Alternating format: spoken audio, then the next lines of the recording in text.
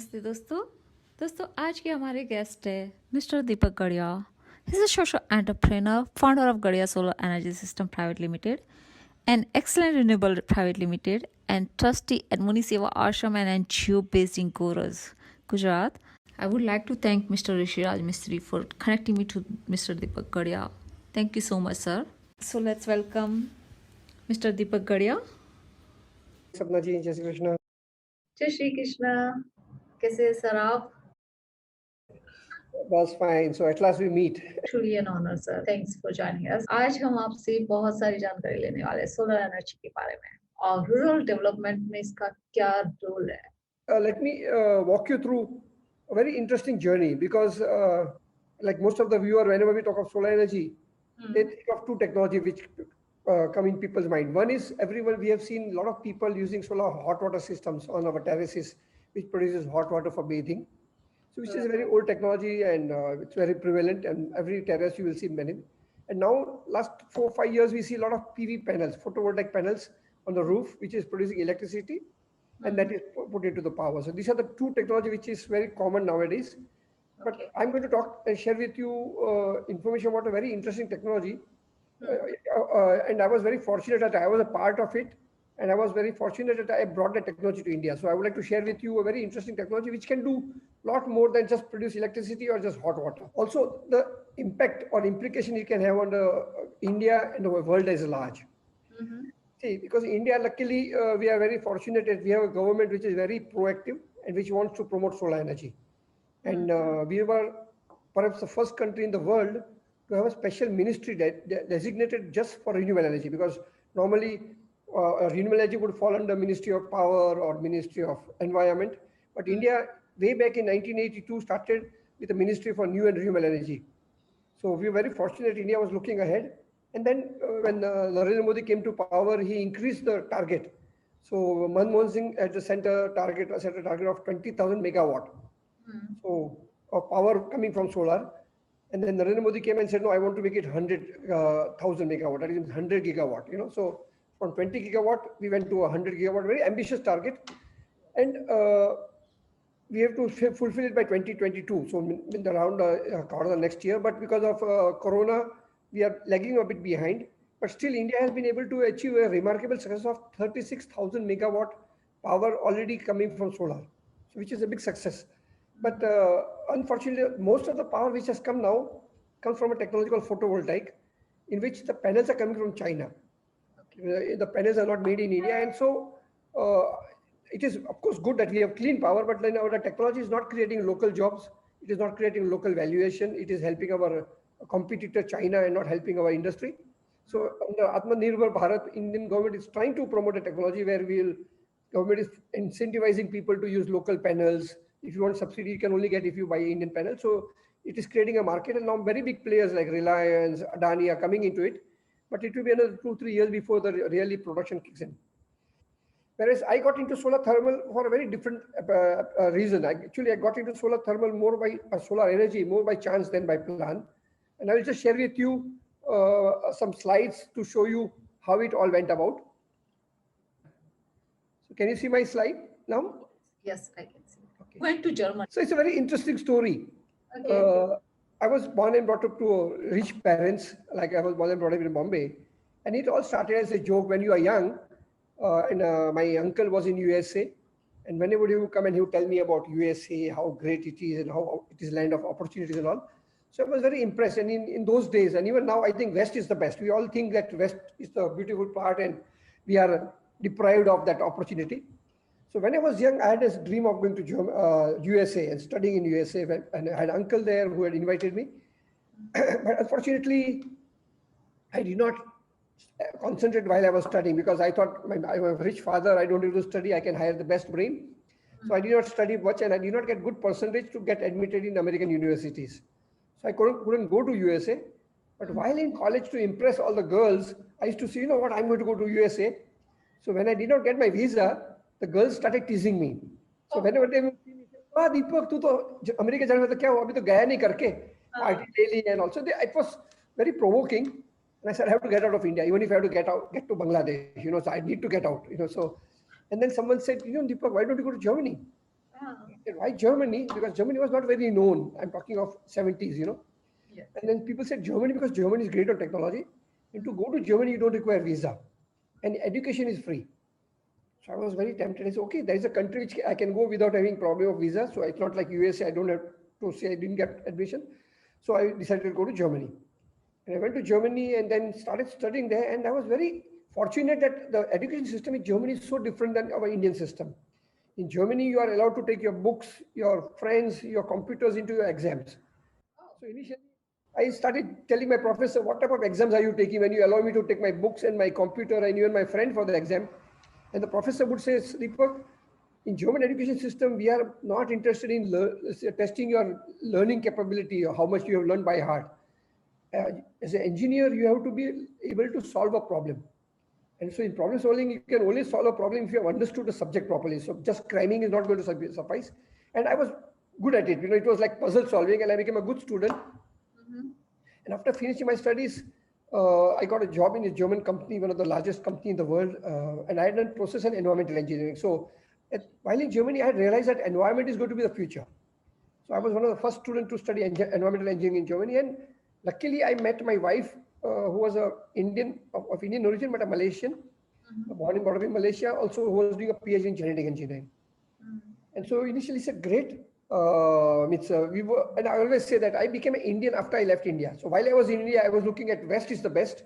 But after going to Germany, I suddenly realized that we are so fortunate to have a country like India, which is so beautiful. There is so much love, there is so much friendship, there is so much culture, there is so much music, so much laughter. So suddenly I realized that money alone is not sufficient. Sapnaji, as I understand, you also have lived in the West, so I'm sure you have gone through the same identity crisis, Exactly. So I said I became an Indian and I wanted to do something for India. And at that time, we thought that if you want to help India, you need to have high technology because we were thinking that India is not making progress because the Western countries keep the good technology to themselves and give us the trash. So I did this process environmental engineering, which was very upcoming area, and my wife did PhD in genetic engineering, which is again a very green area. And she started working for United Nations, and we wanted to do something for our country. And in a chance meeting, we met Rajiv Gandhi. So Rajiv Gandhi had come to Holland for NRI meet. NRI is non-resident Indian meet. And we had a chance to have interaction with him. So on the left, you see my wife talking to Rajiv Gandhi, and the right below is me. Yeah, the man in the beard, the thin man with a lot of hair is me. I've changed a lot in. Yes. We went and told Rajiv Gandhi what we thought India needs to do, that India needs to open up, India needs to create competitiveness and everything and all. And Rajiv Gandhi said, you know what, Deepak, we totally agree with what you say, but my problem is that to do something, I require good people around me. And unfortunately, all the good people the country invest into, they all migrate and they then go to USA and work for NASA and IBM of the world. So I cannot do anything if I don't have a good team. So why don't you people come back to India and help me build a new India? Rajiv Gandhi had a vision of a different India. And as you can well imagine, that's the biggest ego massage a young couple can get when you are prime minister or would be prime minister. This was in 1984. So he was the president of Congress party, but it was already announced that he's going to succeed and become, he was being groomed to be the prime minister. So it's the biggest ego massage when someone tells you, please come and help your country. So we decided to come back. And so we planned and packed and wanted to come back. And while we were about to come back, and we would go around telling all the German friends, we are going back to India and we are going to make India great again and all. And most of the people were surprised, but also happy that we were going back because normally a person doesn't go back to your country. They would stay back in Germany or use Germany as a springboard to go to USA. But one lady, a German lady who was a very dear friend, also a Sai Baba devotee, said, you know what, Shirin, Deepak, I like this idea of you going to India and helping your country, but I'm worried that the way you want to help India is not what India needs. Because you want to help India with high technology. And I believe that India does not require high technology, but India requires appropriate technology. And I had never heard of appropriate technology. I said, what is appropriate? And she tried to tell me, appropriate technology is where you use local technology, not very complex thing and all. And I said, look, you are a German, you are an old lady, you do not know what India needs. So we did not take her seriously, but she had planted the seed of appropriate technology in us. When we came back, I started, unfortunately, Rajiv Gandhi had already become prime minister and got into the problems of buffers and all. So we couldn't really work with him or for him. But we decided not to go back to Germany. We said, now we have come back, let's try it out first.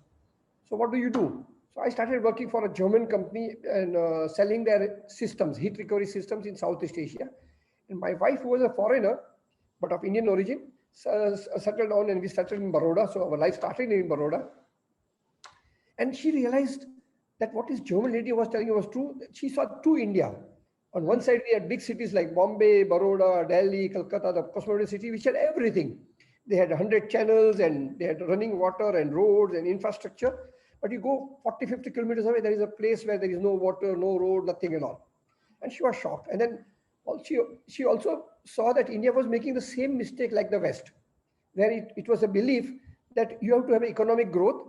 So it is called the theory of Adam Smith, where we believe that if a country becomes rich, the prosperity will percolate down, and that is how you lift the population from out of poverty.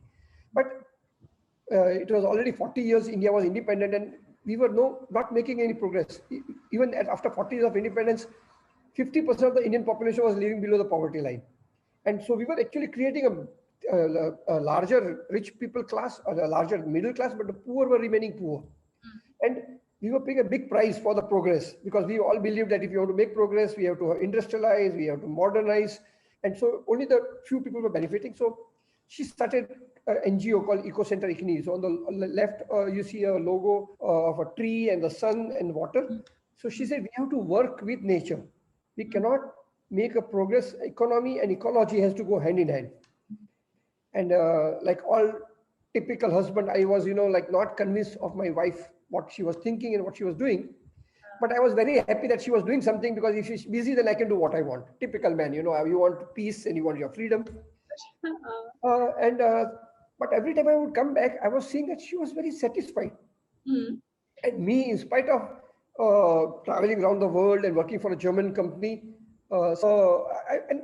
suddenly, in spite of traveling around the world, I was not very happy, because I was ahead of time. I was talking of energy conservation at a time when Indian economy was a closed economy. The companies didn't have to compete. You could produce any product and you could sell. So I was very frustrated that I was trying to help the country by selling heat recovery system and energy conservation, but people were not wanting it or needing it because they could get away with anything. And my wife, who was a foreigner, who was not respected for what she was doing, because people didn't believe what she was doing was right, including me. But she was very happy. So one day I asked her, I said, Shri, how come you are happy and how come I'm unhappy? She says, you know what, Deepak, you are unhappy because you are trying to prove yourself. You are trying to prove yourself, to your family, to your friends, that you are the biggest and the best. And I am happy because I don't need to convince anyone. I am very happy because I'm very fulfilled, because the pleasure of doing something what I believe in, pleasure of making even a small change is very fulfilling. So suddenly I realized that, yes, I think we all want happiness in the end. And having lived in the West and having realized that money doesn't make you happy, money makes you comfortable, but not happy. So I said, I would like to join you. And I joined my wife as a member of our Eco Center ICNI, which was our NGO. So it was International Center for Networking, Ecology, Education, and Integration. So I said, okay, now I've joined you. What do I do? And she says, come, I will now introduce you to India. And I said, look, I'm an Indian. You don't need to introduce me to India. You are a foreigner. I'm an Indian. She says, no, you are not an Indian. You are a city boy. You were born and brought up in Bombay. The only thing you know is big cities, luxuries of life. The real India is so different. And it's very funny that I learned, or I got to know my own country through a foreigner, through a foreign eye. And she took me to villages nearby. And suddenly I realized that we're having two different Indias. And if you really wanted to make a difference, we have to start at the bottom of the pyramid. There is a very famous book from P.K. Prahalad, The Bottom of Pyramid. So we said, okay, so what do I do? She says, look, my biggest challenge is that because there is a lot of environmental degradation, I see a lot of deforestation.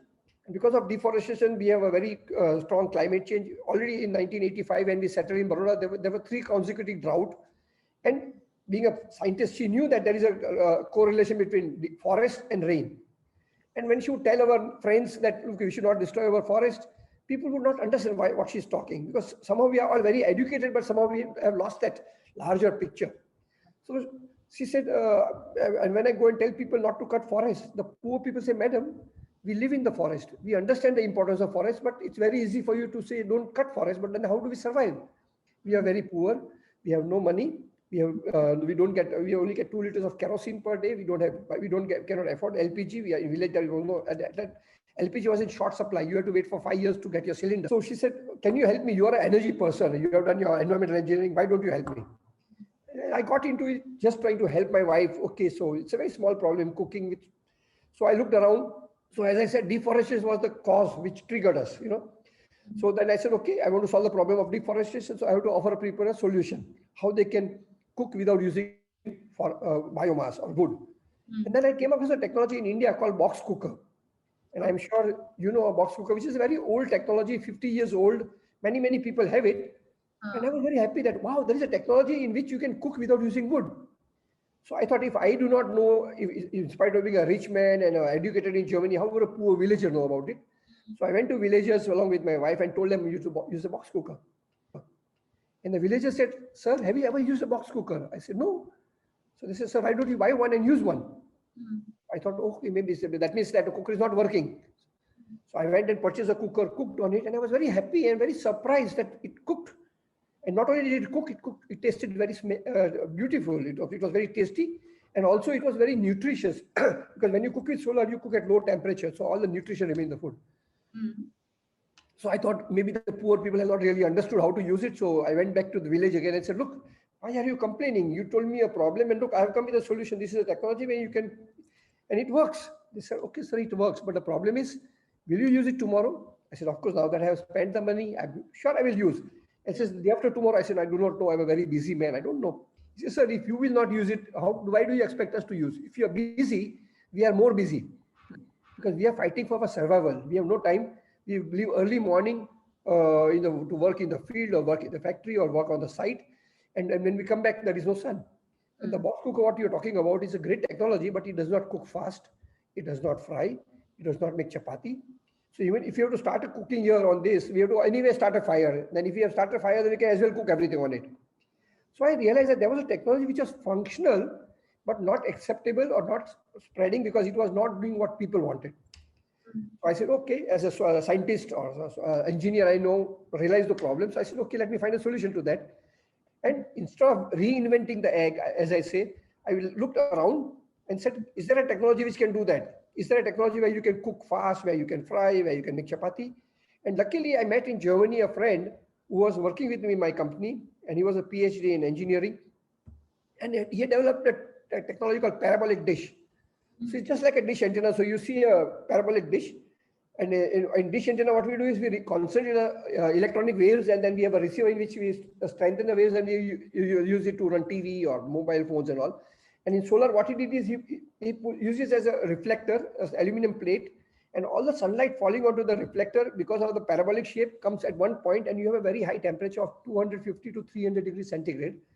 And now you can see the lady can put the cooking vessel in the dish, and you have a temperature of 253 degrees centigrade. And because of the high temperature, you cook very quickly. If you put a pressure cooker, it will give you a whistle in 40 minutes, just like your LPG gas. You can fry, you can make chapati. I said, great. Now I have a technology which can do what people wanted. So I discussed with Dr. Seifert, I pleaded with him, and he was very kind, and he gave me the technology free of charge to bring the technology to India. So I suddenly realized there is goodness everywhere. You know, sometimes we think that only good Indians are good and we have the monopoly of Gandhi and religion and yoga and all. There are good people everywhere. And so I got the technology free of charge. He actually helped me to develop it locally with local material. And I brought the technology, and initially I shared it with all my friends whom we knew. And my friends were middle class and the rich because I was moving among the circle. And they were very fascinated. They said, wow, Deepak, that's great what you have done. You have brought a technology which is just what we needed, you know. And they started using it. But after some time, I saw that they were not using it. One day I asked one of the lady whom I knew very well, I said, Bhabhi, why don't you use a solar cooker? You were so fascinated. And then she very provocatively and jokingly said, you know what, Deepak, you're a typical man. You all men sit in the comfort of your air-conditioned office, and you expect us women to go into the sun. Why can't we women have the same right to cook in the comfort of the kitchen? Right. I said, yeah, she's right. You know, basically, why should a woman not have the same luxury like we men have? And I'm sure if I had a woman, I would have thought of that. But I was a man, you know, we always are very techno-driven, so we forget the ground realities. So I said, okay. So I went back to my friend, Dr. Seifert. I said, Dieter, your technology is great, but only the problem is the ladies don't want to use it every day. Only use it once in a blue moon to show to their friends. But to do every day, they want to have a technology where the sun comes in the kitchen. They don't want to go out in the sun. And he said, Deepak, my technology does not do that, but I have another scientist called Wolfgang Schaeffler, and in his technology, you can do that. And he sent me to them. And again, I was very fortunate. Again, Mr. Wolfgang Schaeffler said, oh, I come to India. I know India. I will be very glad to transfer the technology to you and have a technology where you can cook in the comfort of the kitchen. So again, I got lucky. Again, there are good people everywhere. And I brought a technology where now you put the dish outside. So on the top, you see there is a dish, solar dish, which is outside the kitchen. And the sunlight falling out on it is reflected through a small opening in the wall on a secondary reflector, which deflects the light onto the cooking vessel. And now you can see the lady is able to cook in the comfort of the kitchen. So, no, you wanted to cook in the comfort of the kitchen. Now this is the technology where you can do that. And she says, what is the cost? So the parabolic dish was costing at that time 7,500 rupees. Now this technology is costing about a lakh rupees at that time. I'm talking of mid 80s. And the rich lady said, you know what, Deepak, I want to cook in comfort of the kitchen, but not by paying a price of a lakh rupees. It's too expensive. If I put my money in my bank from interest, I can get my LPG. You know, we all moneyas. Everything is in terms of interest. Kahan pe zyada fayda hota hai. You know, first when you buy a bike, the first thing you want to know is average. Kitna chalega, kitna kilometer, you know. So I suddenly realized that, you know, it's not just the technology, it is also the affordability. People should be able to afford it. And now the technology was anyway complex. I could not do what the lady wanted. I could not make the cooker at a cost of 10,000 or 20,000 rupees. So I said, what do I do? Now, what had happened was that to do the solar work, as an NGO, we realized that you require money. And if you want money to run an NGO, either you get it from some government grant, but as you know, government grant is very bureaucratic, and then that time it was also very corrupt. Or you go to a rich man, a philanthropist, and get some donation for your work. Right. Unfortunately, no one wanted to give money for environment at that time. People don't mind giving money for education because you see the effect of education. You are empowering people. You don't mind giving people when they are poor, you are giving them food. If someone is sick, you don't like giving help because you can see he's a sick man and you are getting him out of sickness. But environment is something so abstract. So what I had tried to do was I tried to talk to my friends in Germany, my Indian friends and also my German friends, saying, we have started an NGO, can you support me? And one of my friends said, you know what, Deepak, both you and Shirin, you are the most educated people and most intelligent people we have met. And instead of going to India to help, now you have become a basket case. You are coming and begging for money. And we are ashamed of you that how come you have to beg money? I said, it's not for me, it's for the poor. He said, but it's still begging. Why can't you make your own money and do what you want? Why do you have to come to us? If you cannot do it, how can a poor man do that? And he was right, you know. So we said, well, what do we do? So he said, you know what, Deepak, you're talking of a problem of environment, forest, cooking, ladies. And on the other side, you have a technology which is a solution. Why don't you start your company and offer the solution and make your own money?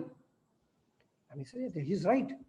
So we decided to start our own company. And so we started a company called Gadia Solar, and we started manufacturing these systems and offering them to people. And the idea was we will make the profit, and then out of the profit, we will do whatever we wanted, you know, so we don't have to be dependent on government or on donations from people. But now that when you have a company, you have different type of pressure. You have a technology, you are able to make a product, but if people are not buying it because it's too expensive, what do you do? So I could not make the product cheaper. So what I did was I changed my target. So from domestic cooking, I modified the system and then started offering as a community kitchen. So what you see here on the photograph below on the left, you see a kitchen which was built for Rishi Valley School near Bangalore. They had a rural school, and this was India's first community kitchen where we put the dish outside and you bring the light and you cook for 200 children. So we converted from domestic cooking to community cooking.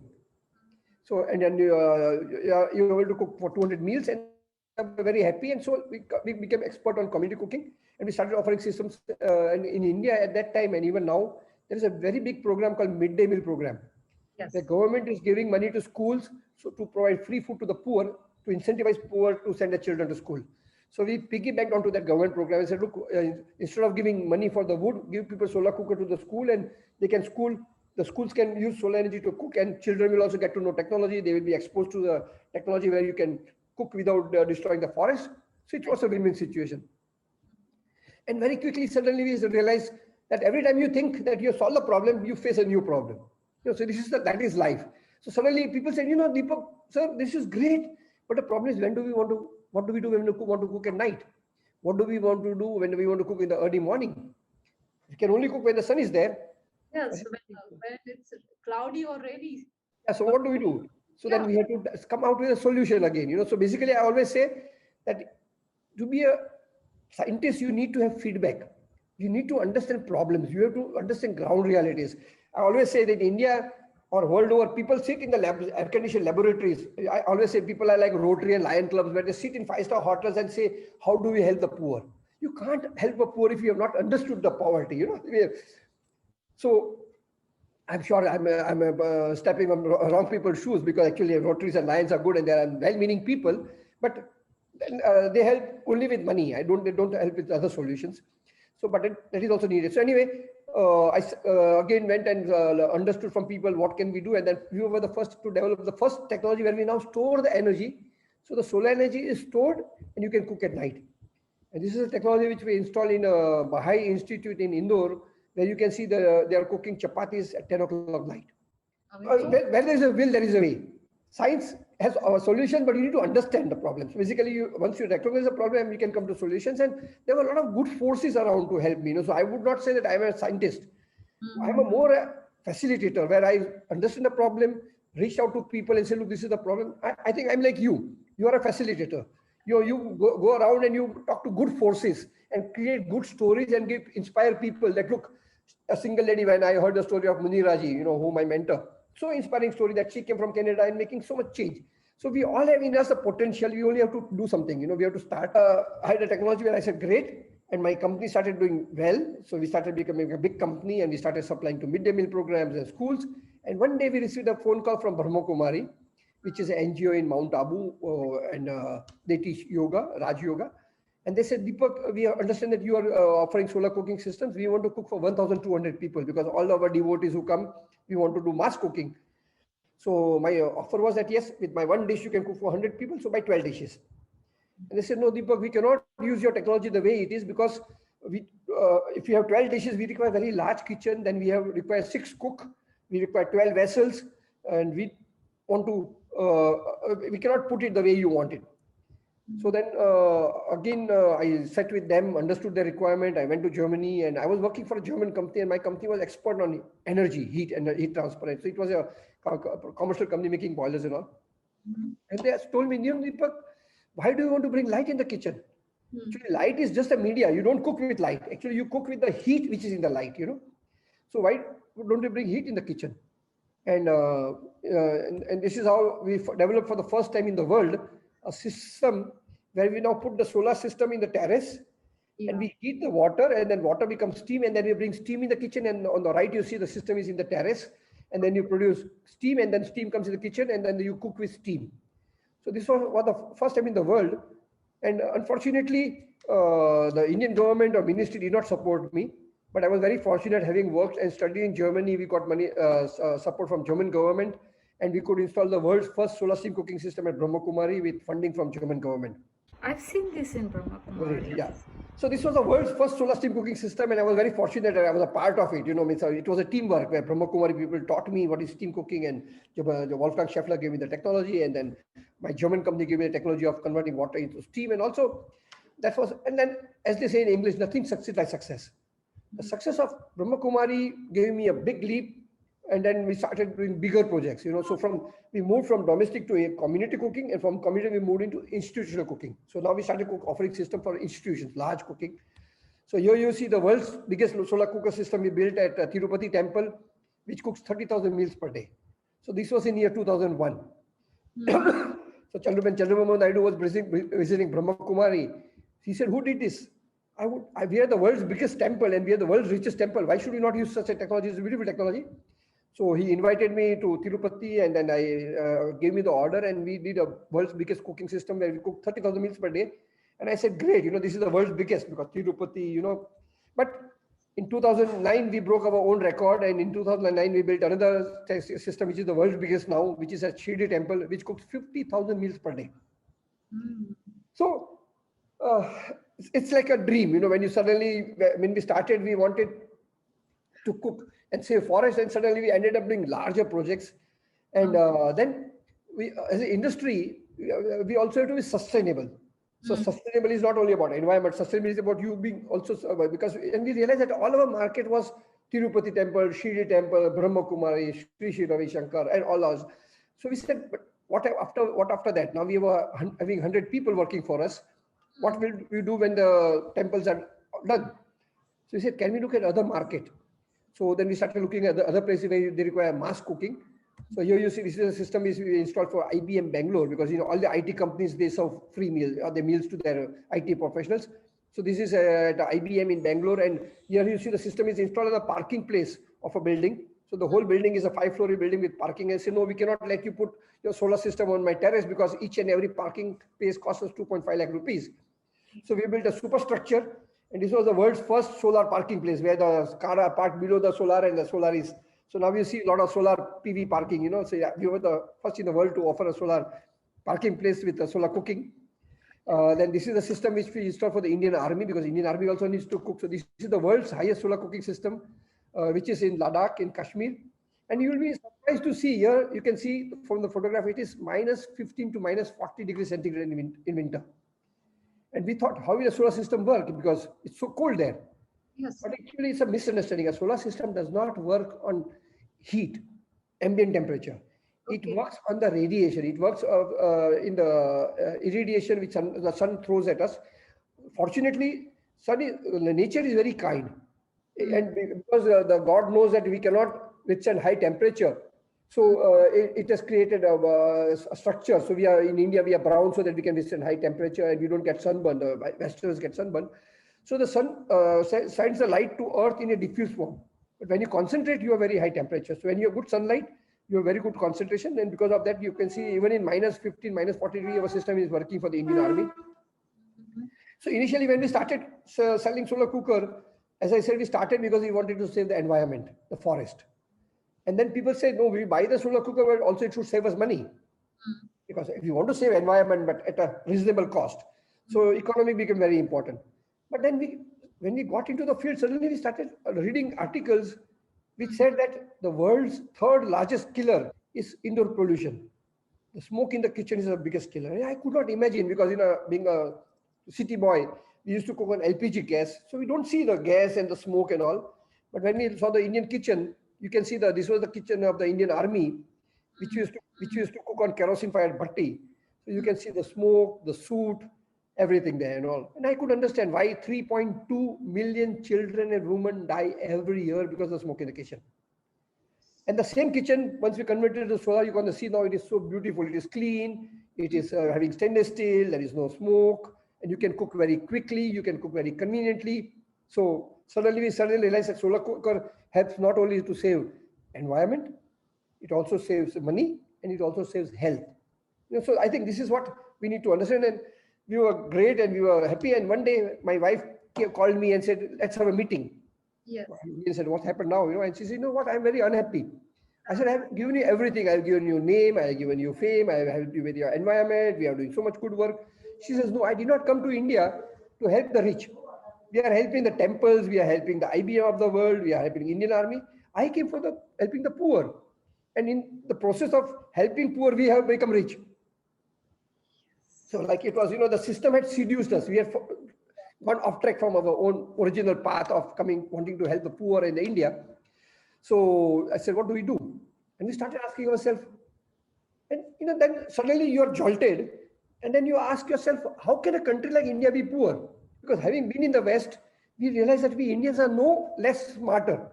On the contrary, we are perhaps smarter than a normal Westerner. Our IQ is high, we are very ambitious, we are hardworking, So I said, why is West better than us? And initially, we always thought that West is best because they have good technology. And perhaps that is true to a certain extent. But I think they have a very beautiful system, right from education to governance. So there's so many issues and all. But I said India had no reason to be poor, because once upon a time, हम लोग कहते हैं हमारे देश में दूध और दही की नदियां बहती थी. And initially we were told कि हम गरीब हो गए because अंग्रेज सब लूट कर लेके गए, मोगल आके सब लूट के गए. But I asked myself, okay, that was 100 years before. But why are we poor now? And suddenly we realized, and then we asked, who is poor? And when we started asking ourselves, who is poor? We were shocked to see that poor were the farmers. And we could not imagine that how can a man who grows food go hungry? So we said, okay, then let us do what we call in science root cause analysis. And we started analyzing the problem, and we suddenly realized the farmer is poor. And no wonder you see the whole farmer movement, because at present India is going through the crisis where farmers are saying, complaining, and this Delhi, the whole thing. And we realized that a farmer is poor because he produces perishable product. So whatever he produces, he has to sell it in 1 or 2 days, otherwise he has to throw it away. And you'll be surprised, Sapnaji, that out of whatever you pay, for example, you buy potatoes for 20 rupees per kilogram, a farmer only gets 2 rupees per kilogram. The other 18 rupees goes into the middleman, into storage, transport and all. So we said, how can we help the farmer? Suddenly we realized that technology, if you want to really help, we have to help the farmer where the problem is. Helping Tirupati temple it's all great, to get money and get prestige and also feel that ego that we have done the world's biggest cooker and we have environment. But the real problem is at the bottom of the pyramid. So, and then we said, okay, how do we do that? So this was our first entry into converting perishable into non-perishable. So instead of a farmer selling potatoes, what he does is he converts potatoes into potato chips. And you'll be surprised that cost of potato chips is 200 to 400 rupees per kilogram. So he gets 2 rupees if he sells potatoes. Now if he sells potato chips, he gets 100 rupees. Now he can sit under potato chips till he gets good price. He is not forced to throw it away. So you're actually empowering him. And now all this he can do is sitting in a village. He doesn't have to go into a city and work in a slum and be insulted and become exposed to crime and dirt and hygiene and no problem. So we said, wow, that's great. So I think the future of our country is if we were to bring technology to villages and empower people so that they can continue to live their life of comfort in their comforts of their family, comforts of their villages. And so we started with food processing, and they said, okay, now what else can we do?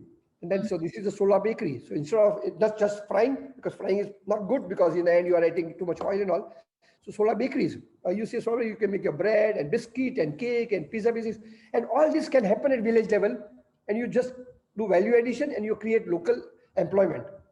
So this was another application. Then we came up with an article which said that the first and the second World War because of oil, but the third World War is going to be because of water. So we said, oh, what can we do about it? Can we use our technology to solve the problem? Because हम लोग जो कहते हैं ना हिंदी में जब आग लगे तभी कुएं खोदना मत बैठो. You have to think ahead.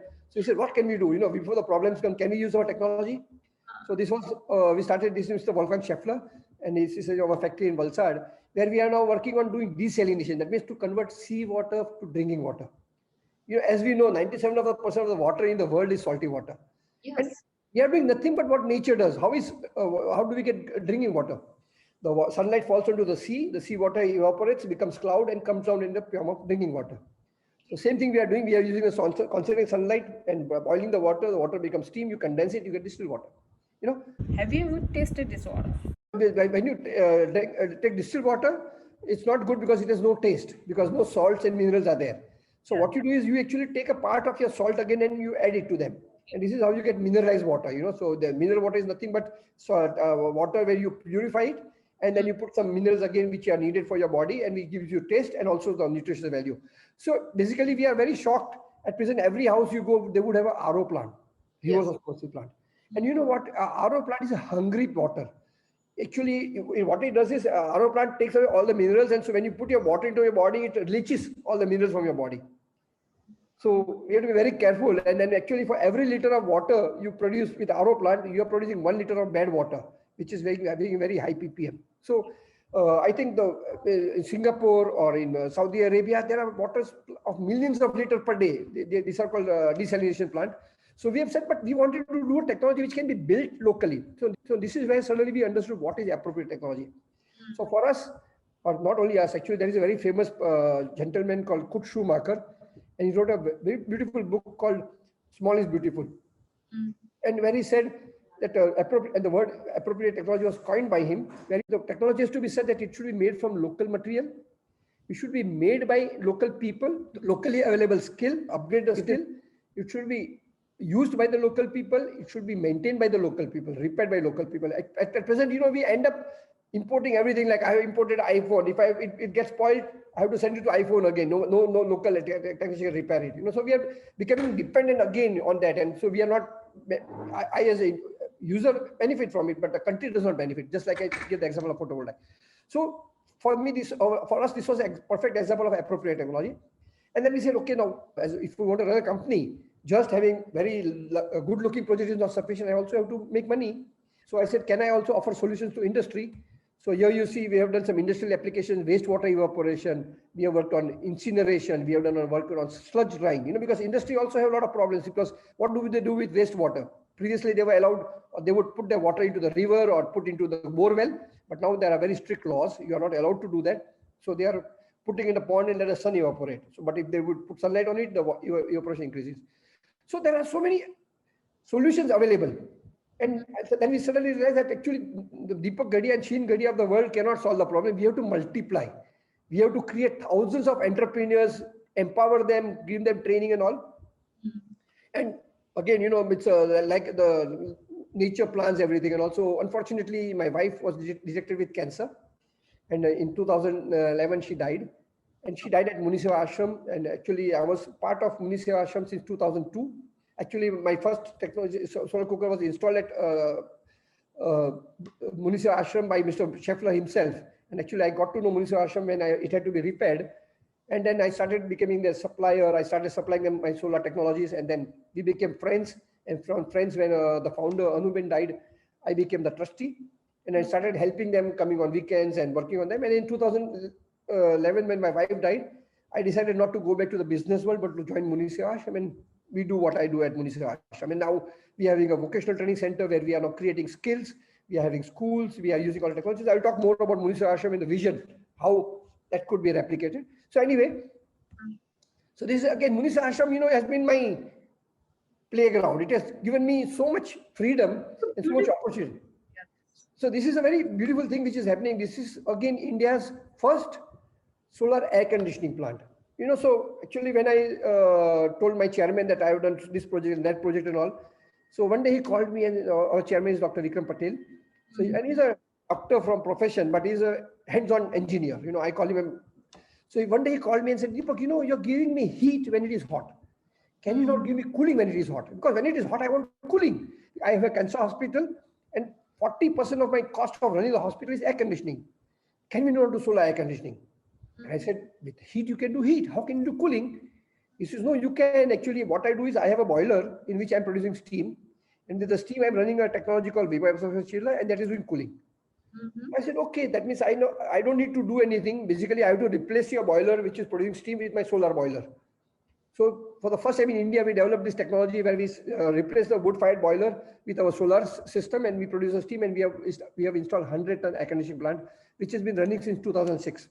So this was India's first and largest. It's a 100-ton air conditioning plant, and we would do air conditioning for 160-bed hospital.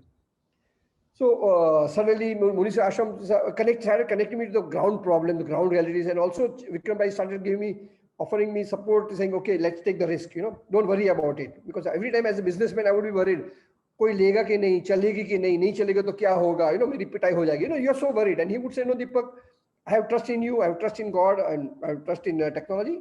If you don't do it, why would industry do it? So he gave me the free hand, and we have been working on many technologies on developing Green Ashram, and I will share with you some point. What I suddenly realized that in 2011, I then sold my company, moved to Ashram, and then unfortunately the person who purchased my company could not run it, and the company went bankrupt. And it was very sad, because for us, our company was not our company, it was our baby, which we had sort of given birth to and nurtured and made it to a big company, and suddenly it was gone. And because I had sold my company, I had entered into an agreement that I could not compete with them, because of course, someone pays me money, he will say that make sure that I don't be my competitor, So I had entered into a non-compete clause. And one day, suddenly I got a phone call from Australia saying, sir, we have a technology and we want to come to India. We have been invited by Indian government to install a desalination plant in Dholera. And we understand that you are expert on solar. Can you work with us? So my first response was, I'm sorry. I have given up my business. Now I'm part of NGO. I'm in a Muniseva Ashram, and I don't want to do business. And even if I want to do business, why should I enter with something? I have a world monopoly. I have a technology which has worked for 30 years. I don't need you. I can do without. And they said, sir, can we at least meet? I said, no, we are always open to meet. So they came to Muniseva Ashram, we met. And when they told me what they do, I was flabbergasted. In Australia, they had been working for the last 40 years at a university called ANU, which is Australian National University. And they had developed a technology. They understood the problem.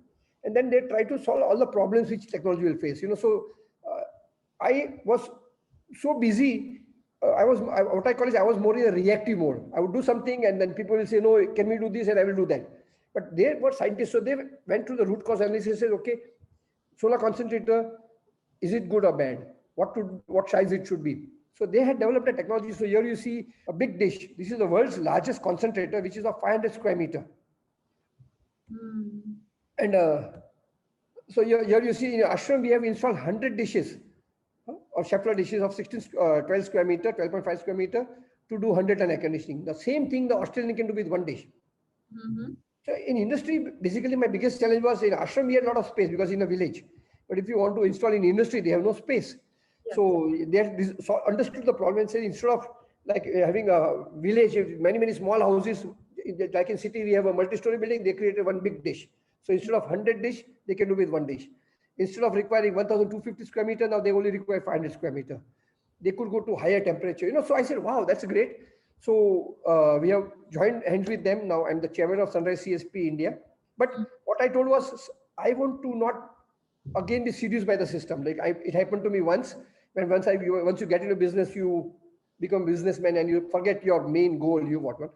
So what I've done is I have become chairman of the company, but all the salary I get goes to Munisar as a donation. They have given me, I have purchased share in the company, but share does not belong to me, it belongs to Ashram. So maybe after 10, 15 years, Ashram can sell my share or sell the shares and get few hundred crore rupees, So this is something which is very relevant now, which is called social entrepreneurship. Money is important and money is not bad, but how you earn it and where you spending is also equally important, So this is, so Ashram has said, okay, Deepak, it's great, you have improved in past, you have done something, can we not do something? And something very funny happened, one day we got a phone call from Dr. Abdul Kalam saying, we all know Dr. Abdul Kalam as a man of technology, because he was the man behind the missiles, he was the man behind atomic energy.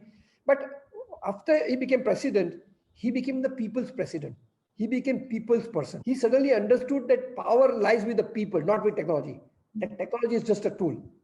So after he was not given the presidentship again, he went and understood the problem. So he was in USA talking to people who had invited him, saying that he thinks that the problem of India can be solved if we are able to solve the problem of villages.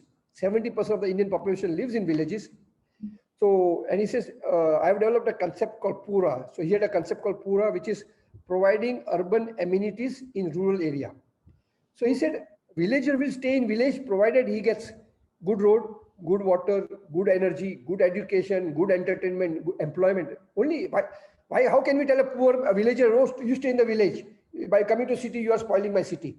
You want to have a cheap labor, but you don't want to give him that good rights to stay. He still has to live in a slum. He is a cheap labor for you. But a villager has no choice. See, our villages have become a supply of cheap labor to the cities. I get very shocked because whenever I go to Bombay, my friends and business colleagues tell me, Deepak, agar koi acha ladka hai, ladki ho to bheje, mujhe ek servant chahiye. I said, why do you think, what right do you have to take a villager and make him a servant? You are making him a slave. Paise bhi denge na usko. Money is not everything. You are depriving him of his parents, his family, his life. He is going to never rise in his life again, So he was so perfectly right. And so while he was talking about it, one of our donor told him, sir, what are we talking about? Why don't you go to Munisar Ashram? In Munisar Ashram is an NGO and they are active in social care, they are in healthcare, they are in education, they are in sustainability, they produce their own power with solar, they have solar crematorium. It's actually, I forgot to show you a slide. So we are also working on solar cremation. Because in India, we have 700 million Hindus. And as we see now the pictures every day because of Corona, like 150, 60 ghat, bodies being burnt with wood and there is no wood and now people are putting water. So we had, actually it was an old man who came to me and said, Deepak bhai, if you can cook with solar, can you not burn also solar body? Because every time someone comes to us to show the power of sun, I will take a piece of wood and put it in the focus of the dish and it will start burning. And this man whose name was Raman Panwala, a villager, said, Deepak bhai, isme agar tum itna power hai, to why can't we burn bodies? I said, "Arey pagal aadmi ho kya? I'm finding difficulty to convert people from normal cooking to solar cooking. और तुम स्मशान की बात कर रहे हो, और अगर स्मशान नहीं चला तो लोग मुझे भी जिंदा जला देंगे." Because so he said, "No, Deepak bhai, you are a scientist, तुम्हारा काम करो, मैं social, I am a social worker, that is my job. And he went away. After few months he came and again हम लोग को बुरी आदत होती है थोड़ी मस्ती करने की. तो मैंने, अरे चाचा वो तुम्हारी आइडिया, स्मशान वाला आइडिया का क्या हुआ? तो he said, yeah, Deepak, I'm still working on it here. And he gave me a check of 6 lakh rupees. He said, Deepak bhai, please build me a solar crematorium. And I was, sir, कहाँ से चोरी करके लाए? Because who will give a poor man a 6 lakh rupees to do a solar cremation? He said, no, I actually asked people कि मुझे पैसे चाहिए स्मशान के लिए, तो उनको दिए. And suddenly I realized that here is a man who has been able to raise money for a technology which does not exist. So sometimes we think that we are smart because we can speak English and we can talk very nicely and we can use technology. But here was a man who was the best marketing man in the world. He had sold a product which does not exist. So what more do you want? So, and that also he got 6 lakh rupees advance. Not even a poor man who is not bankable. अगर मैं मांगूंगा तो मुझे कोई दे देगा कि दीपक भाई अगर नहीं दे पैसे देंगे तो मैं उससे घर ले लूंगा, गाड़ी ले लूंगा. But गरीब से क्या लोगे आप? So I asked him, how did you do it? And I said, Raman Kaka, my problem is I can take the 6 lakh rupees, but I do not know if it will work or not. And I don't know to take money why not. I'm not confident. And then how did you convince people?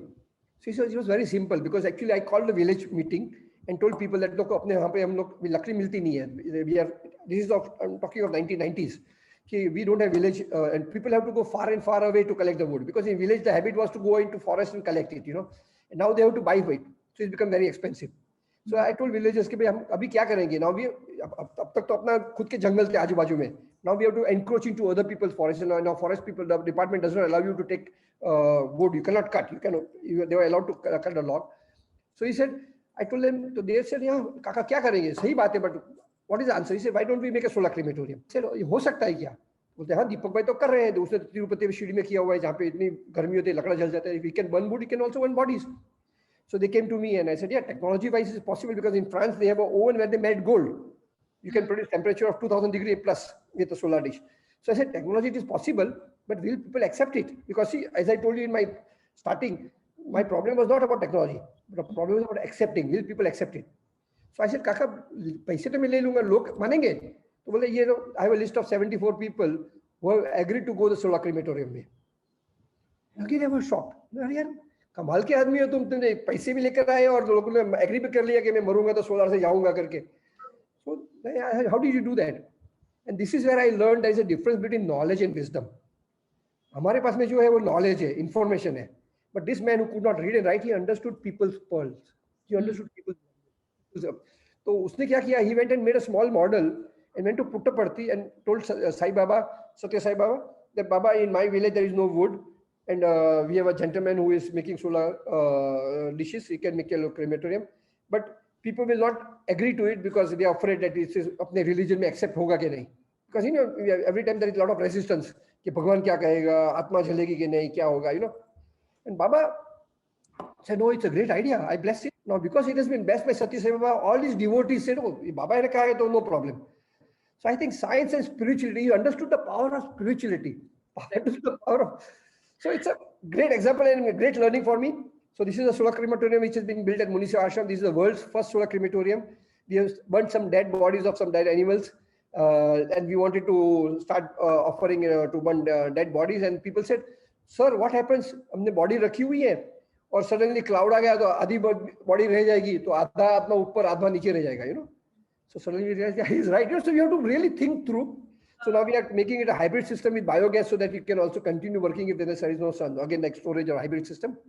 So in ashram now we have brought these technologies. We are installing the India's first big dish at our ashram.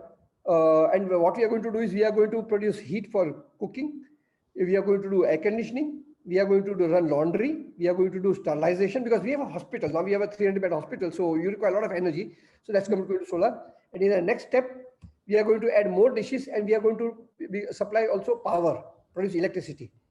So, we have already received funding from our donors in USA to do the first dish at our Munisi Ashram. And now suddenly I realize that this is possible to create rural solutions. And suddenly, not Abdul Kalam, because when Abdul Kalam came and saw Munisi Ashram, he was very impressed because he said, whatever you have done, you have fulfilled my vision. you are really sustainable. You know, you are doing social work, you are doing health, you are doing education, you are doing renewable energy, solar, biogas, crematorium, air conditioning, everything. But, and he said, and that but was big capital underline. He says, you know, whatever you've done, I want 6.5 lakh villages I have to be like Munishi Ashram. And you are able to do it because you are getting donation because of the good work you do. But there is no way we can finance the 6.5 lakh villages too. So they have no money, they have no technology, they are not organized. So how will you do that? And I always say that he told us and he went and slept and we lost our sleep. Because suddenly we realized that we have worked all our life and suddenly we have created a solution which is not going to be replicated. So how do we do that? So how do we fulfill Dr. Abdul Kalam's vision of bringing the technology to the last mile? So I always say the dichotomy is that people who have money, they don't need the technology because government provides them the technology. So for example, you and I, we get everything from government free of charge. We get education, we get roads, we get water, we get internet connections. But a poor man who needs this technology cannot afford it. So the problem is not, again, as I said, technology. So this is a dichotomy. People who need it cannot afford it, and people who can afford it, they don't need it. So I said, how do we take the technology to the last mile? And then we as a team was sat and decided, how do we do? And then suddenly we got the idea. This is what, see, basically I always say we don't have to reinvent the wheel. Everywhere in the world, there are a lot of experiments going on. And this is why the NGO was, the name was networking. Networking is not social networking. Networking is learning from each other, working with each other. So I said, how do government solve the problem? Because government also needs to build roads, infrastructure, airport, highways, railway stations. They're bankrupt, they have no money. So what does government do? Government builds road, gives a road building to a private company and say, okay, you build the road and for next 10 years, you can collect the toll. And after you recover your money plus your profit, you will transfer it to us. So it's a project called BOOT, Build, Own, Operate and Transfer. So I went and told my chairman, sir, can we not do similar project at our ashram? Because anything you do, first question, everyone asks you, kahan pe hai? Dikhao. Chalta hai aur log payment de rahe hai ki nahi? So can we do it? So my ashram said, fine. So we said, instead of asking for donations, we told our donors, please don't give us donation, because otherwise once you give us donation, we have to come to you every year. But you invest in a project which will give us free energy. After 5 or 10 years, the plant will become ours. So we are doing this whole solar dish project, solar power plant and thermal project with BOOT model to show that it is possible. Because our ashram is also like a village. We are 1,000 acre, we are 2,000 people. We produce our own food organically. We have over 600 cows. We produce biogas for cooking. We use biogas for running vehicles. You know, so as I told you, next time I want you to come and see Munishi Ashram, not only look at it as a social angle. Arey, bahut acha kaam ho raha hai, garib koi madad ho rahi hai. Actually, it's working on a larger vision. You know, we don't talk about it. Our chairman does not like publicity. He is a man of few words. He says, I don't want to give interview. I don't want to, but he does not stop me because he says, I don't want to stop you, but he has a different philosophy. Once you start playing to the gallery, you know, then you will get distracted from your work. He's a silent soldier. And I always say, but sir, we are doing such a great work. Even people in Baroda do not know. When we talk about Munishi Ashram, they say, hospital wala, ya to wahan pe jo old age home hai. They don't know what is that. So we need to connect, we need to, and that's why I really appreciate what you are doing. Where you are becoming a amplifier. Oh, yeah, all these now. Exactly. And then that will also bring in good people to come and work with us, come for help. And so students now, like we get about students who come with us and they do internships. A lot of people have done masters and PhD under me. There are a lot of colleges that are giving project work. We have tied up with CED, that is Center for Entrepreneurial Development, to run biogas laboratory and all. So I think we all have our core strength. So luckily my chairman has said, okay, you do what you think is right. And he gives me free hand, he gives me support. And this is the fun of being an ashram. You know, I have never been happier. I have never been busier. You know, I don't make money, but you can see I'm the happiest person in the world, you know, where I'm able to fulfill all the dreams of the world. Then I can play out and every night I feel happy that kuch naya kiya, kuch acha kiya and all. And I think the good forces come together. And so I'm very glad that Rishiraj connected us and Muniraji. And I always say, I want to end here, that normally I always say that, you know, bad people come together and create gangs. So they organize themselves and they become criminals and they are successful because they use their forces by coming together. And I always say, if bad people can come together and create gangs, why can't we good people come together and create banks? Yes. So I think what you're doing is a great effort of doing it and all. I would just want to end my slide in a talk in a very different way. So again, my wife came, and and said, Deepak, what तुमने वापस technology लेकर आया है, तुमने solar cooker की जगह पे solar drawing ला के दिया, सोलर air conditioner के आश्रम का, and you done solar food processing. But that is my poor man. I still see my poor woman going either with wood or water. तुम कहीं, and you picturize any village and you go to village, the woman is carrying either wood or water. और गांव का लड़का होगा वो गाय लेके घुमाने निकला हुआ. So this is the village economy.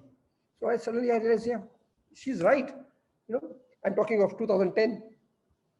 And that time Muhammad Yunus of Bangladesh had received Nobel Prize for his concept of Grameen Bank, microfinance, where he proved that a poor man is an honest man. The rich people are like Malayas and Nirav Jain of the world, who will take money and run away. But poor men cannot run away, would not run away. So he started giving money to those who were not bankable, who could not give collateral. And he proved that 99.9% of the money which was given to the poor came back. So it was microfinance. So I said, wow, that's a great idea. So I want to give my solar cooker to the poor, but they cannot afford it. So why can't I give it to them on installment? If a rich man can buy a TV or a house in installment, why can't a poor man buy the cooker in installment? So we went to the villages where people wanted solar cooker and said, you wanted solar cooker? We could not give you at that time. We were very poor. We did not have money, but now we have some money. We will give you installment. And to our shock, people said, sir, we don't want it. But you wanted it. I said, so we want it, but we don't want to pay for it. And I said, no, why should I give you free? There is no free meal. If you get it free, then there is no value to it. So you have to pay. And then the man said, sir, I have so little money in my pocket. If I have money, I will buy a small TV or a mobile phone or a uniform or a cycle for my child. I will not buy a solar cooker. For me, solar cooking is free. I can go out and collect wood and cook on that. So why should I replace something which is free with something where I have to pay money? And I tried the emotional card, saying, you know what? But your poor wife, she has to go into the forest to collect the wood. And he said, sir, we are poor. We are accustomed to traveling. We are accustomed to carrying load. और वो मेरी बीवी आपको उसकी क्यों फिक्र है? For him, it was about survival. So it is us, the rich, who has this luxury of thinking, बहुत भारी है, तड़का है. They live there all their life. That is their life. So I realized that it's not going to work. And that's why it is very rightly said in English that if you only the man who wears the shoes knows where it pinches. If you really want to understand the pain of the poor, you have to think like a poor. You have to beat into their shoes, to realize that. And we realize that if I was a poor man, even I would also think like that. I don't blame him for that, because for him, he comes first. His survival comes first. So again, we went to basic and said, "Kya kare?" And what challenges us is every time we come to a bottleneck, we don't give up. We said, "Yaar, kya kar sakte hain? Kuch to rasta nikalenge karke, So the whole idea of brainstorming, talking, interacting with people, idea nikalti hai. This is the whole power of brainstorming. And suddenly we came up with us saying, okay, we can do it. How did we do it? So this is the world's first smoke-free village, where the whole village cooks on solar cooker. So how did we do that? Did we do that by giving microfinance? Yes, but not only microfinance. The people don't have to pay. So basically what we said was, this is not a solar cooker. This is an income generation tool. Pay from your profit, not from your pocket. आपके pocket में तो पैसे है ही नहीं. But हम आपको ये solar cooker देंगे, उसमें हम आपको सिखाएंगे कि where you can make money out of it. So we teach the villages how to make bread, biscuit, cake, jalebi, gathia, pakoras, and we help them market it. And a poor man is an honest man. He says, sir, I don't mind paying you from my profit. मेरे पास में पैसे मुझे कमाएंगे. Now my wife can sit in my house and make money. Why she doesn't have to go and work on the construction site and be exploited, sexploited, whatever and all, So this was the world's first. So this is where we proved that we said, okay, you have to make a hybrid model. So there are 26 solar cooker and 23 biogas plant, because in villages they have a lot of cow dung. So once you start a business, you have to supply that bread, whether there is sun or not. So they use biogas as a backup during cooking at night when the sun is not there, in monsoon and all. So this was a very fantastic model. It worked. And one day I got a phone call. Deepak sir, jaldi aiye, a lady is misusing the solar cooker. And I was shocked, right? Misuse ho raha hai. Because for me, technology cannot be misused, because if technology fail hui, they always say the bad news spread fast, good does not. So so I rushed there and I saw the lady was using the solar cooker for ironing cloth. And for people of the village, it was misusing because she was not using for cooking. But I gave her the award. I said, she's the most brilliant lady I've met in my life, who cannot read and write, but she understood the demand and supply. Right. She understood that if everyone cooks, then there is so much supply that there is less demand, the cost goes down. I want to save money. In this solar cooker, I can put my iron, instead of putting coal and heating it, I can put stone into the iron. It will store energy, and I have two irons. So while one is being heated, I can iron. And she makes 200 rupees per day. No, so this again gives me hope. कि हमारे यहाँ पे लोग पढ़े लिखे नहीं है, but they are survivors. They know how to make do with less. And they're smart. हम लोग इसको जुगाड़ बोलते हैं, but I don't call it jugaad. I call them smartness, survival smartness, you know. So basically, only thing what we need to do is we have to empower them. We have to give them that confidence. कि भाई आप अनपढ़ नहीं है, आप गवार नहीं है. Because I get very hurt because now I live in a village and the word gawar is used for villagers to gawar है. Gawar means गाँव का आदमी है. And I said, you are insulting him. He's the guy who protects your environment. He's the guy who gives you food. What right do you have to call him gawar? And if a gawar means it should be used in a positive sense. So if we have a tribal school where we bring tribal children and educate them in English medium school, so we give them first thing what we need to give them is a pride. Tum Adivasi ho means Adi means Purane. You are the real citizen, you are the one who is protecting forest. Don't have inferiority complex. You know, we have that inferiority complex against the West. In the same way, we are creating inferiority complex among the caste systems and in the tribals and all. So we need to tell them that no, you are good. Maintain your culture. You have got dance, you have got music, you are smart. And Muniraj's children, just brilliant. I could not believe, you know, like whenever I go on every Sunday, I would go there and play with them. Equally smart than all the other schools I see in even international bachelor at IB schools, you know. So only thing we need to empower them. And I think that gives us hope that there's still a lot of goodness in the world. There is still a lot of need in the world. We need to connect. We need to become bridges, you know, connecting people with the realities. So the school which we are running at Munisa Ashram is going to be a school where tribal children will study with the international students shoulder to shoulder. The rich man child will pay 1.5 lakh rupees, where the tribal children will be paid by the government about 30,000 rupees. But they will be having the same teacher, same curriculum, and they will earn respect of each other. So that they realize that being poor does not make you anyway inferior. On the contrary, they are physically stronger, they are smarter, they are more handsome, they are more talented than a city guy. As a city guy can only use phone, but a villager can entertain you in many sense. So Yes, I think they are much smarter than us because they deal with so many problems. yeah.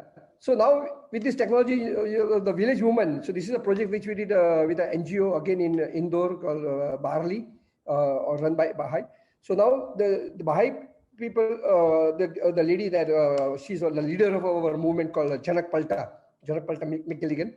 And she had trained more than 6,000 tribal women. She would bring them there and keep them for 6 months and teach them how to read, write, use computers, become educated and all.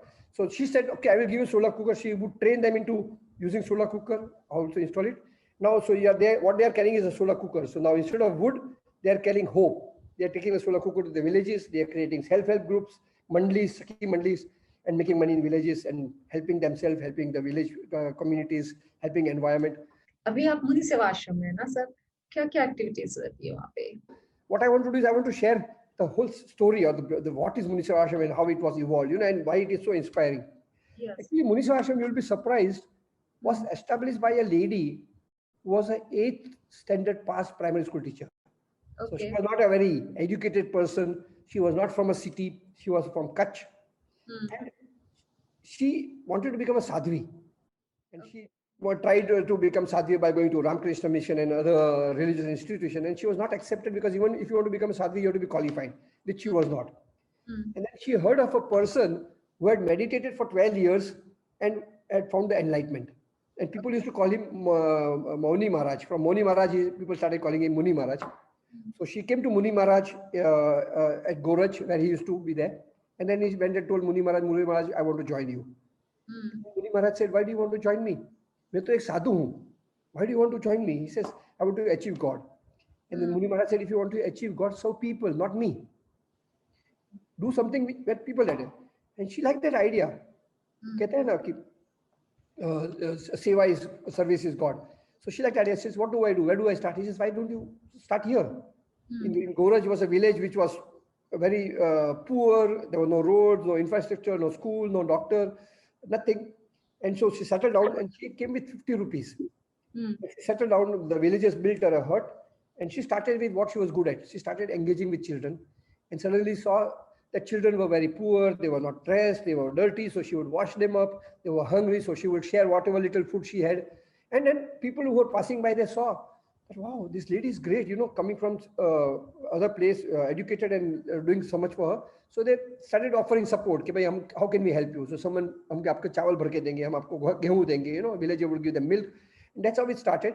And then she suddenly realized that in village there was no doctor. And children would fall sick, there were pregnancies, and also she said, what do I do? She couldn't afford a doctor. So she went to Baroda Medical College and spoke to some students and said, you know what, why don't you come on weekends? I will pay for your travels and come and help me with some primary medical health services. And you can bring some sample of medicines and then help the poor. Because ज़्यादातर बीमारी गाँव में क्या होती है, dysentery होती है, diarrhea हो गया, कुछ hurt हो गया and all. And some students started coming and all. And one Dr. Kapadia, when he was going out of India after he finished his study, he went to the juniors and said, look, we were doing this and we found it very fulfilling. Would you like to do it? And a new batch of students came, and in them we had Dr. Vikram Patel, who was an intern. So he stayed here, and then we started coming on weekends. And by the time he finished the studies, Anuben saw the spark in him, and she went and requested, said, Vikram, would you like to join me? Because I need a doctor. I would like to start a clinic. And to her surprise, Vikram Bhai said yes. He was so touched by what was happening, so he decided to dedicate his life to ashram, and then joined her. So when we say Muni Seva ashram, people think ashram is koi wahan pe bhagwan ki baat hogi, koi guru hoga. No, in our ashram we do not believe in any rituals, any yoga practices, nothing. It's about seva. So Muni is, the name comes from the inspiration she got from Muni Maharaj. Seva is service. So we want to serve people, and ashram is actually our definition, or I say the definition of ashram is जहाँ पे आप आशा रखे बगैर श्रम करते हो. So you put your efforts without expecting anything in return. So Muni Seva Ashram for me or us is a place where you come and dedicate yourself and find your fulfillment. You don't get money, but you get fulfillment and all. But in ashram, all our employees and all are not expected to take any cut. They get their salary. They get equal salary like anywhere else. So we don't, only we trustees and some people who are working, we don't take salary and all, because we are blessed. We have been fortunate to make our own money. And so she started with children, then there was no school, so she started a primary school, and then she realized that the school should be residential, so that she could engage more time with them and give them proper value system, not just writing and reading skill. So she started a residential school, and then she had to add a secondary school and then a higher secondary school. And then suddenly when you educate the children, she realized that all my students are from villages, and the moment they start reading and writing, they get that superior complex. They don't want to become farmers. So she introduced agriculture as a subject. So it's a Uttar Bunyadi school where students have to learn agriculture. We teach them scientific temperament. We teach them innovation. And then we also started a vocational training center, because we don't want them to become, again, cheap labor and going in a city and working there. So we said, can we also make them, if they work in a village, they get 50 rupees per day in a farm labor. But if they become, they get skilled, they can become entrepreneur, or they can work for a factory and make more money, 5,000, 10,000, 15,000. So we have people who have made as much as 25,000 rupees per month salary. But our biggest happiness was when few of our students went and became farmers, and they make 25 lakh rupees per year by being farmers, So the school education happened, and we still run in 16 villages daycare centers where the poor farmers or poor people's children are kept and fed while the parents go to work, so that when they come back, the children are taken care of. Then we have old age home where we, for as less as 3,000 rupees per month, we give them a room where two people stay together, and there is an attached toilet, bathroom, and they get food, they get breakfast, the rooms will be cleaned, the clothes will be washed. And then we have a home for mentally challenged girls, where 100 mentally challenged girls are kept. Now we increasing the capacity to 200. Then we have a orphanage or home for children with single parent or no parents. And we call them Parivar Mandir. So the good part about what I like about ashram is there is no department. So we say we have a Bhagini Mandir. Bhagini means sister. We have Parivar Mandir, that means it's our children. We have Vanpras Mandir. We have Atithi Mandir. We have so it's all Mandir, Matru Mandir and all. So it always gives that feeling of serving, getting something in return, and what you get is satisfaction, punya. We don't believe in punya, pap and all. Important is you do what makes you happy. So, and then of course, when you run a school, when you run an institution, when you run a cancer hospital, we have one of the world's best cancer hospital. We are ranked 5th best in the world when it comes to radiation. So top of the line technology. And So we're like in world ranking, we were ranked 5th best in the world when it comes to radiation. So we got equipment which is perhaps for the first time in India or first time in Asia. So a poor man can walk into our place, and we don't say, ashram, we say nothing is free. You pay what you can, but what you cannot afford, you are not going to be denied. So we have a social department which will then make sure that only the needy takes the benefit, because very often we have seen people coming in Mercedes car asking for discount, because usko bachche ki shaadi hone wali hai. He wants to send 1 crore rupees for the shaadi, but doesn't want to pay the hospital bill. Then problem hai. So of course we want to make sure that the help goes only to the needy. And so we have, as I said, social care, health care, education. And then we suddenly realized that cancer is because of food. So we have a few hundred acres of farm where we produce our food organically, and we have 600 cows. So we get a pure milk, but pure milk from desi cow, not from the imported Jersey cow, because that is not a good milk.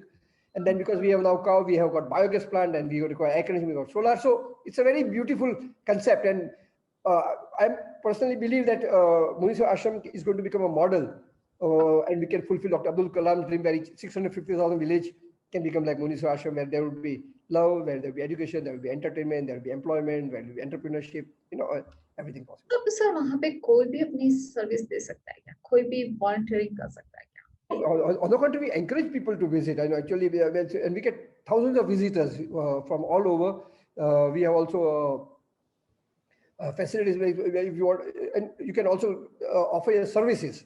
But we don't want where you can, and everyone can, like people who are doctors, and they can say, but I don't want to do my doctor, but I want to do something else.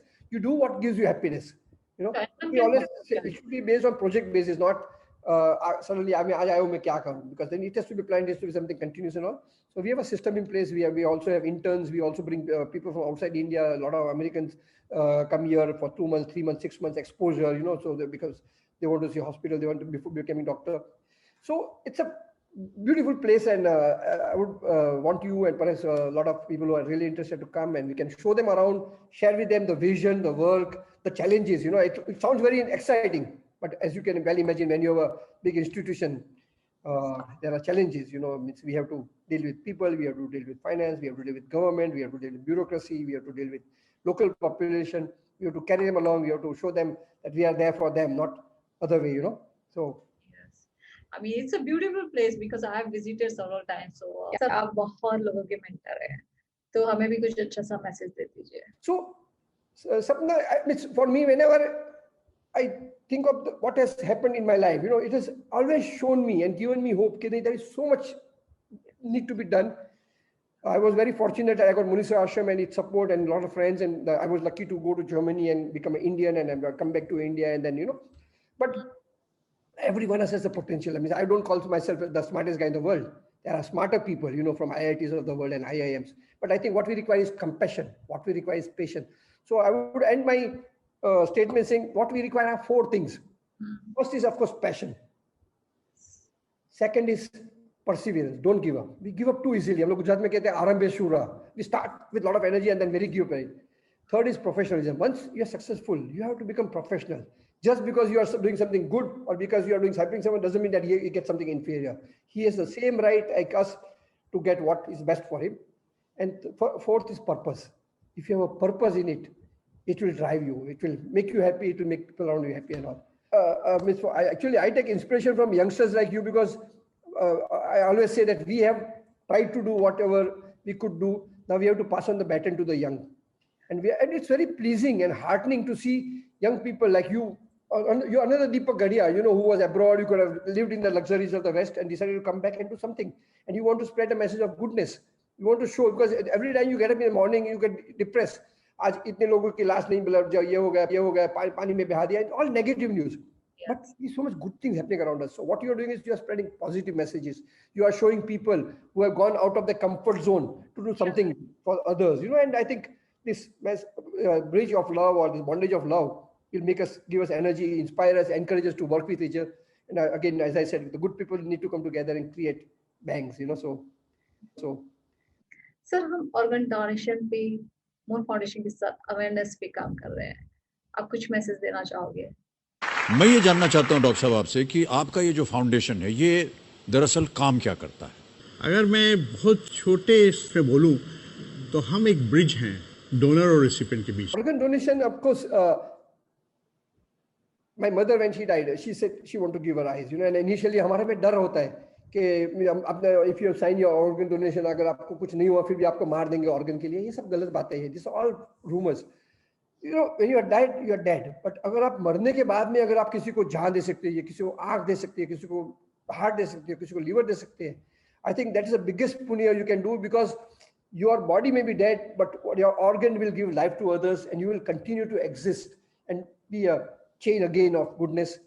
So I think organ donation is something which is a must, or which everyone should consider. हम आपको Ahmedabad invite करते हैं. आपको हम Ahmedabad invite करते हैं and there is free cruise trip for you.